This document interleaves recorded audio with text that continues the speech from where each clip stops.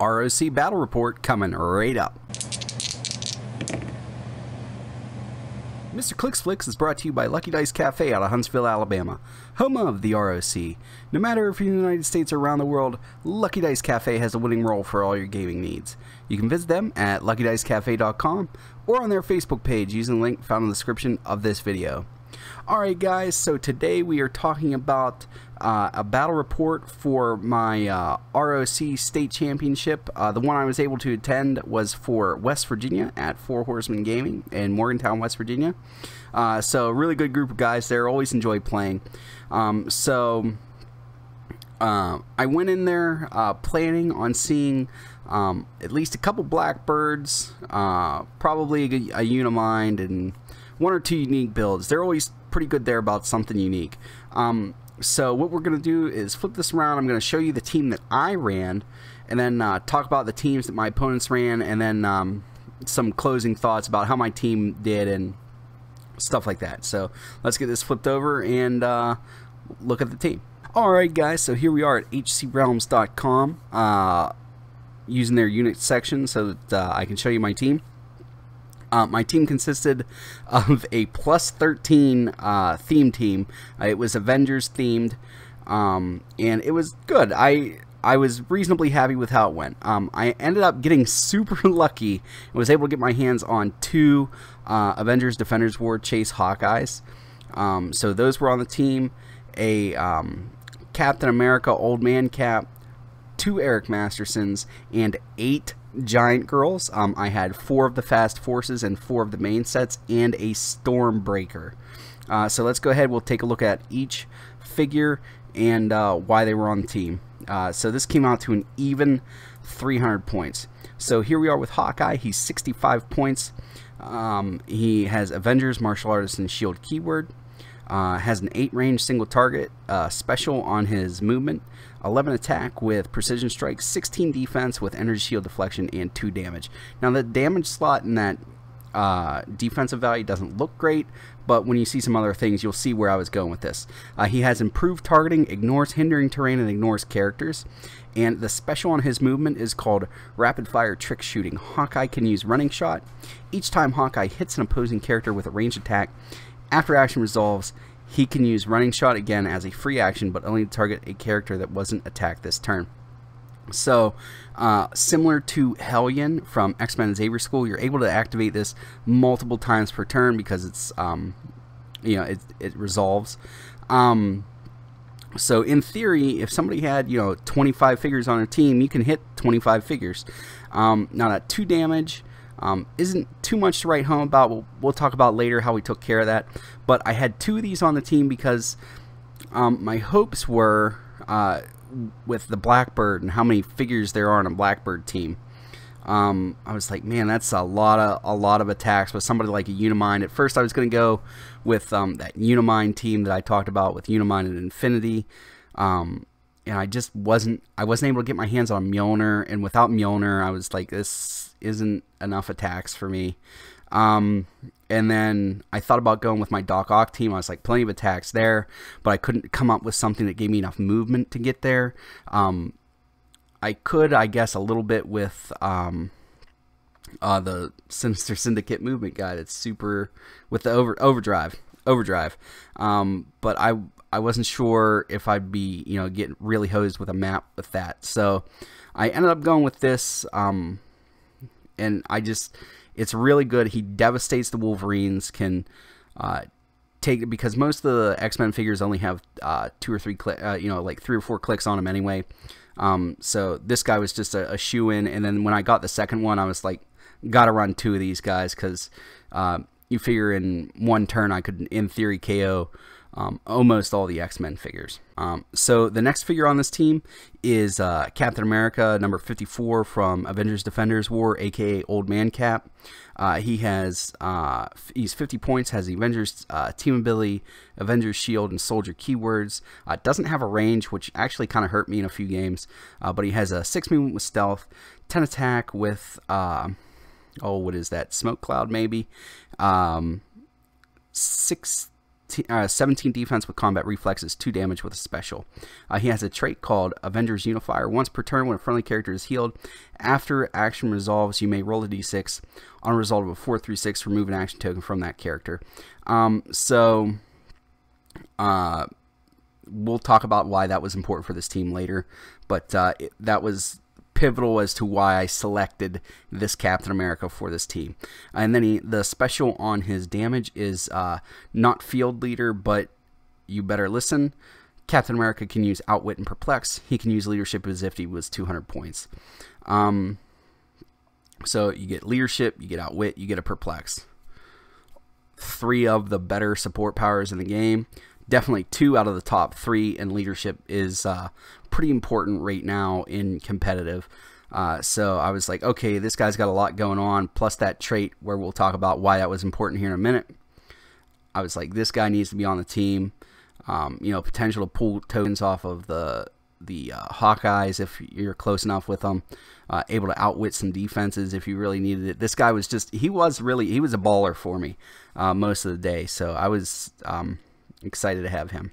Next up, we have Eric Masterson. He's only 15 points. I had 2 of them on my team, and he's really here because he addressed a couple things that I felt needed to be addressed on this team. One was Hawkeye's damage value only being a 2.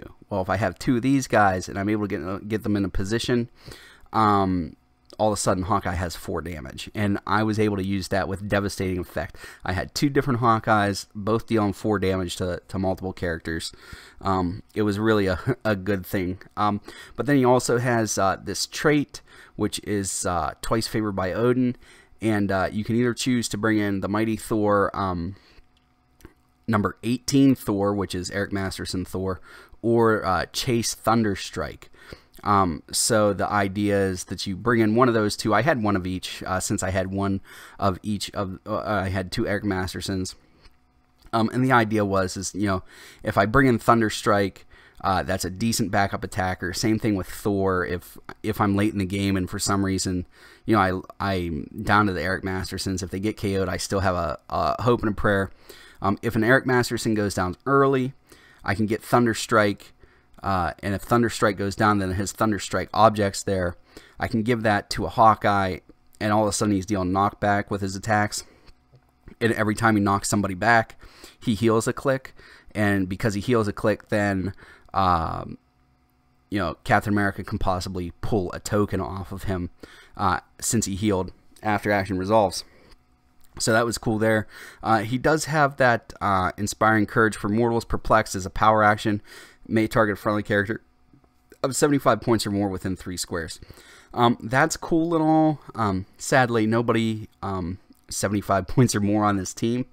But the enhancement and the bringing in secondary attackers was enough to, I was like 15 points. This guy's a steal. And lastly, we had Giant Girls. We're just going to look at this one Giant Girl. This is what the Fast Forces one looks like. They were all 10 points. All 8 of them were at 10 points. This one has a 7 movement with sidestep, 10 attack with nothing on it, 18 defense with a special, 2 damage with close combat expert and a colossal damage symbol. Has 1 trait, keep it moving Avengers. After once per turn, when a friendly character with the Avengers keyword hits an opposing character, after resolution, you may move Giant Girl up to 2 squares. Now, there is a neat trick that you can do, although I didn't do it, where you know, you hit with Hawkeye, and then after that resolves, you can sidestep because you hit with it with this Giant Girl to move him again, so that you can running shot for free again. It's a dirty, filthy tactic that you can do. I didn't have cause to use it, but your opponent will raise their hand and ask for a judge to come over. Somebody brought it up on Facebook again, and it reminded me that I wanted to tell you guys about that. But then she has her Colossal Retaliation, which is a free action, but you can only target the person that either damaged a friendly figure or targeted Giant Girl. And then Colossal Indifference is a stop click, and she has toughness, and it can't attack smaller characters except for Colossal Retaliation. Now, the main set one, she has 1 trait where it says you you say grow, I say how high, and that is when she KOs a character, you roll a d6, heal half the result past your starting line. So that's important because, you know, again, with Captain America, you're rolling, you KO'd somebody, you healed with your power action, and then Captain America is able to remove that token to keep giant girls moving. So that's really cool. The main set giant girls also don't have colossal indifference, and they have indomitability. So they were really good. So for the theme team probs, I mostly assigned my theme team probs to the Fast Forces giant girls, since they really couldn't do too much other than their free actions. So I was like, yeah, sure, we'll give those to them. And then the main set ones did a lot of work, and they're really good. They have a 10 movement with charge, 10 attack, 17 defense with combat reflexes, and 3 damage with indomitability. And that 3 damage really puts them over the top so that they can damage Unimind and get people through impervious clicks, and that's just a really good thing. And Stormbreaker was on this team for the +2 to range, and he also gives energy explosion and quake. Now I will say that throughout the day I never picked Stormbreaker up once. It felt like a wasted action to do it. Because the giant girls expanded my starting area, I was almost always within range very quickly, to where I wasn't going to need to hang back like that. So I probably could have spent that 10 points on a giant girl or something else. But so now we're going to flip this over now that we've seen the team and give a recap of who I played and how it went. Alright, so now that we got the team, we're going to talk about who I played. Round 1, I played against last year's state champ. He was running 2 8 Green Lanterns, and he was also running, he was main forcing a Chase Green Arrow from Elseworlds, a 50-point Hulk, a Unseen, which is a fantastic figure, and he also had a clone shredder with the dual twisted fate, twisted honor. So what he did was he dual twisted honored my Captain America, which was smart of him. Basically took out both my Hawkeyes from being able to hit him, and my giant girls, when they colossal retaliated, got -2 to their attack from Unseen, which was again very smart for him. He had a team that was almost custom made to take down my team. It was funny, but I was able to get up. I quickly dispatched his Hulk and his Green Arrow. Those weren't really a problem for me. Also the Green Lantern apes, got rid of those very quickly. It did cost me 1 Hawkeye to do it, but I was like, okay, I still got another Hawkeye. I got all these giant girls. I got 2 Eric Mastersons that can be Thors. I got Captain America back there. No big deal. Cost me a Hawkeye, but I took out most of his offensive power. So then as the game drug on, he started, moving Shredder around and doing his cutesy penetrating damage when he moves in close. So he was able to start KOing giant girls without actually hitting them. I knew that was something that was going to happen, because I planned on seeing, possibly a entire Shredder's team. So it wasn't like super surprising. I was like, they're 10 points, go ahead, take them. So he did that, but I kept not being able to hit him. Unseen really crippled my colossal retaliation with my Fast Forces giant girls. And then he Super Sense rolled, I think, out of a couple attacks that I made with him, and then he was able to finally he got rid of all my giant girls, and at some point ended up being able to base my Hawkeye, which was probably a tactical error on my part. And then took that out, so I was down 2 Eric Mastersons and Captain America.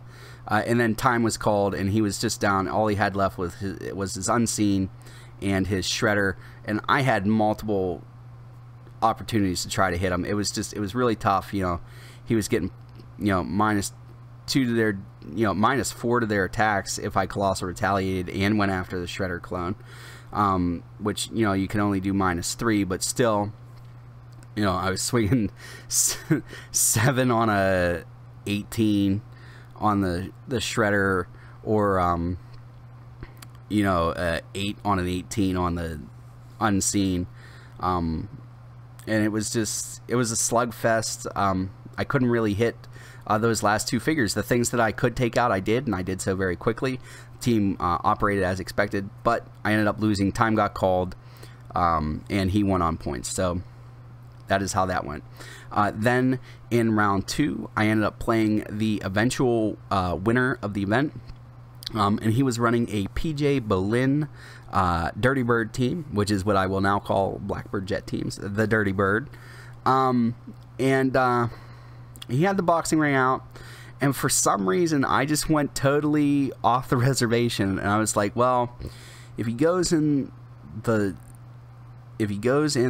boxing ring and he's just shooting out of it, and he's gonna pop the people after, you know, pop the call-ins after he does that, I was like, I'm not in the mood to deal with this. So for some reason I thought it was a good idea to run up into the boxing ring so that he couldn't with all my giant girls. And I knew he had a Pim tank, but it just never occurred to me why it would be a bad idea what I was doing at the time. But then, like, as soon as he like started moving around, I was like, yeah, this was dumb of me. But so what he did is, once I was in the boxing ring, perplexed up Cyclops' attack by 3, so that -3 he was eventually going to get for attacking from outside the boxing ring, inside the boxing ring, plus the -1 from the Pim pocket tank would be taken care of. Did that, ended up hitting me, and popped the Pim tank, KO'd a bunch of giant girls. And when it did that, when he placed my Hawkeyes, he placed them basically adjacent to his Wolverines. And, you know, Hawkeye's going to have a bad day when he's adjacent to Wolverine. So he did that. I was able to rally back with the giant girls that I did have left. But ultimately, it was, once I did that boneheaded move at the very beginning of the game, there wasn't much I was going to be able to do other than just kind of rally and try to take as many points as I could. But I did do good, and the giant girls did hold their own, that did remain. So I'm happy I had 8, because I needed like all 8 of them. So that put me at 0-2, but I had like a pretty good amount of points at that point. I had like over 400 points, almost 500. Then in round 3, since I was 0-2, I ended up playing against a very nice guy, but he was running a Batman God of Knowledge, and what was the other figure? He was running a 2-man crew. It was Batman God of Knowledge and somebody else, and Hawkeye wasn't having it. Neither Hawkeye was having it. I started hitting all my rolls, you know, 4 damage on both figures. I think first round the one was down, whatever the other figure was besides Batman and God of Knowledge, and then 3 rounds in, after he tried to run around a little bit with Batman and God of Knowledge, I just took out the rest. There were too many figures for Batman to concentrate on. You know, once you get him off those impervious clicks, all my giant girls were viable for attacking. So it went down quickly. But he's a very good guy. I was happy to get to play him, because I almost never get to play him, so I was happy to be able to do that. And then round 4, I played against a pretty good Unimind player, and that is what he brought, was Unimind. It was Unimind with Star Fox and Mjolnir and Groot, and he had a Batman, 8 Batman.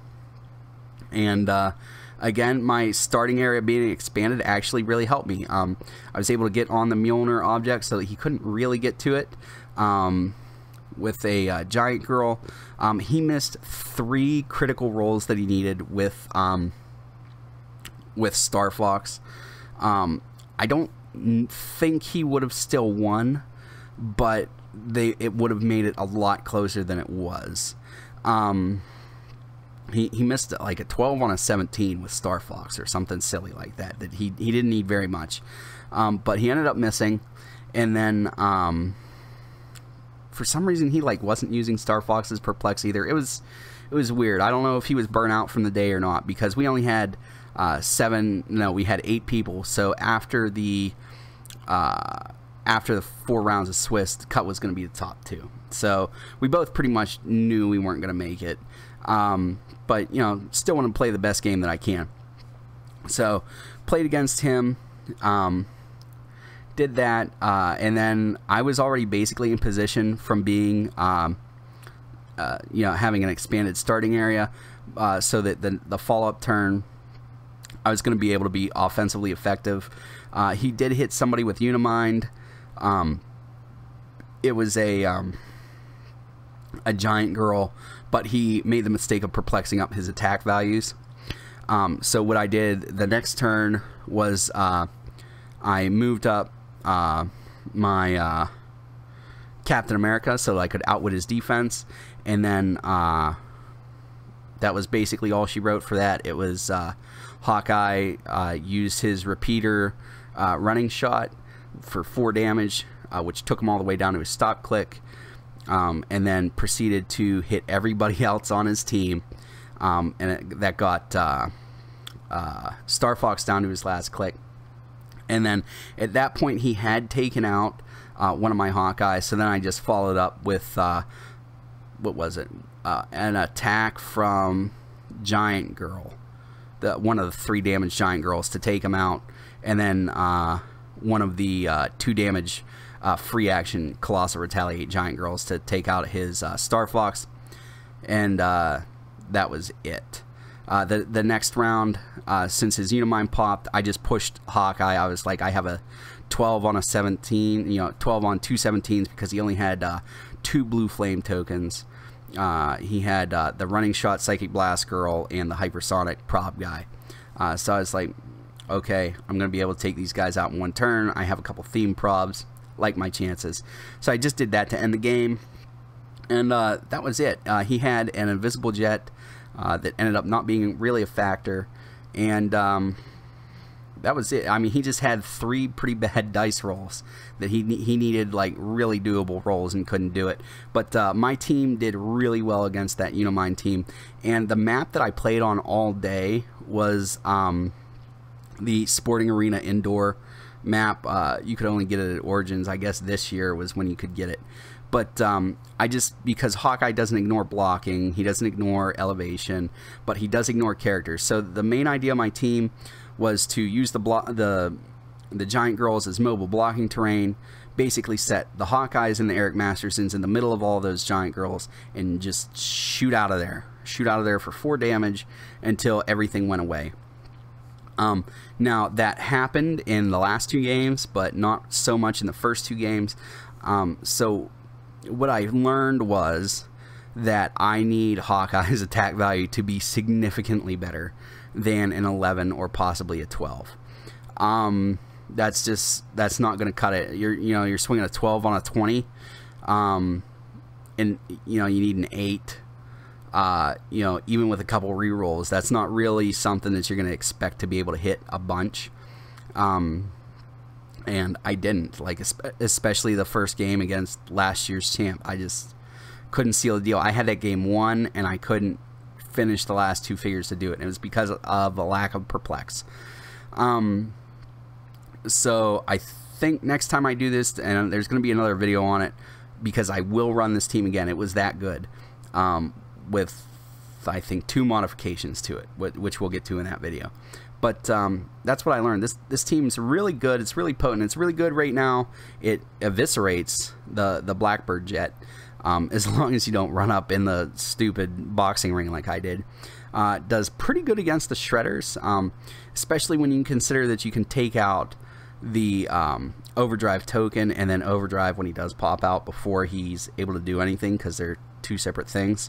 That's really key. Once you take that out, that Shredder team has some wrinkles in it, but it's a lot less scary. They need to protect that Unimind at basically all costs. So you figure you do that, you hit all the Shredders for 4 damage each, then you come back around with the other Hawkeye, 4 damage each. So then they've been KO'd and brought back. and that's 2 of your actions, and then you're like, okay, well, I guess I'm going to send in these giant girls to, you know, hopefully finish the job. And if they don't, okay, they get a couple of your giant girls, and then you just push your Hawkeyes next turn to take them out.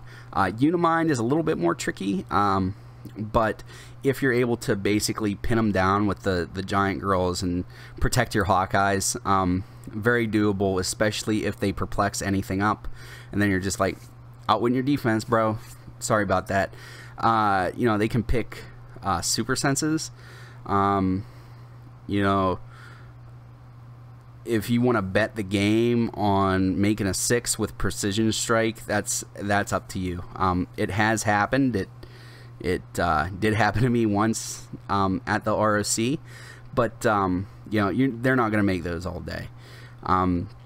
So it's strong against Unimind, super strong against Shredders, and I would say its best matchup is against the Dirty Bird teams, which are just everywhere right now, and with good reason. They're winning everything. So you guys let me know what you think of this team below, what you think of this battle report. How'd I do? Is this team dumb? Just anything like that, put it in the comments below. I really do like interacting with you guys for that stuff. That's been one of the best parts since I revamped the channel, has been doing that stuff. If you enjoyed this video, make sure to give it a thumbs up, give it a share. It really helps keep me motivated to make these videos. That's all I have for you today. As always, please remember that it's only a critical miss if you don't have probability control.